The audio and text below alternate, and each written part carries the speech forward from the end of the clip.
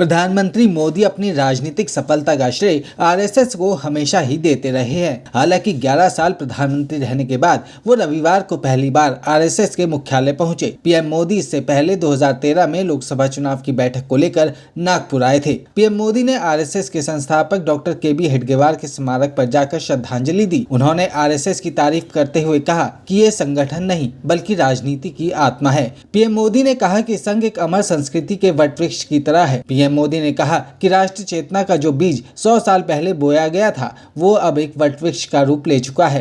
उन्होंने कहा कि आरएसएस के कार्यकर्ता पूरे देश में तन मन से लोगों की सेवा करते हैं। बता दें कि प्रधानमंत्री मोदी का सफर 1972 में आरएसएस प्रचारक के तौर पर शुरू हुआ था। उनकी सक्रियता के चलते उन्हें 2001 में गुजरात का मुख्यमंत्री बना दिया गया था। आरएसएस के एक सीनियर पदाधिकारी ने कहा कि इसमें कोई भी संदेह नहीं कि बीजेपी का वैचारिक मेंटोर आरएसएस है। इसके बावजूद बीजेपी ने आरएसएस से दूरी ही दिखाने की कोशिश की। सरकार और संघ का काम पूरी तरह से अलग होता है।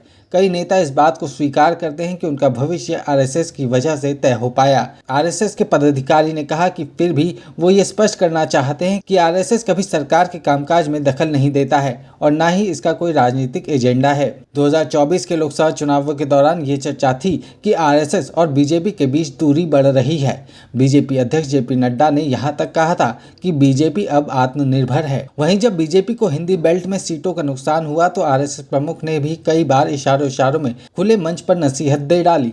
हालांकि लोकसभा में 400 पार का नारा फेल होने के बाद बीजेपी ने फिर से आरएसएस को अहमियत देना शुरू कर दिया और इसका असर हरियाणा और महाराष्ट्र के विधानसभा चुनावों में दिखाई दिया। वर्तमान की बात करें तो दो अहम कार्यक्रम आने वाले दिनों में होने वाले हैं। एक है बेंगलुरु में होने वाली बीजेपी की कार्यकारिणी की बैठक और दूसरी आरएसएस का शताब्दी वर्ष समारोह। ऐसे में दोनों ही संगठन अपने संबंधों को नई ऊंचाई देने में लगे हैं। अगले महीने बेंगलुरु में होने वाली कार्यकारिणी की बैठक में बीजेपी नए राष्ट्रीय अध्यक्ष का भी ऐलान कर सकती है। इस वजह से पीएम मोदी का आरएसएस मुख्यालय जाना अहम माना जा रहा है।